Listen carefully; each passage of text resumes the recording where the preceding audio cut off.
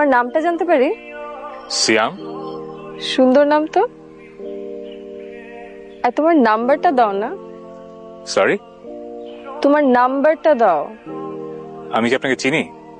মানে কি, আমরা একই ক্লাসে একই ডিপার্টমেন্টে পড়ি। আর তুমি কি মেয়েদের দিকে তাকাও না নাকি?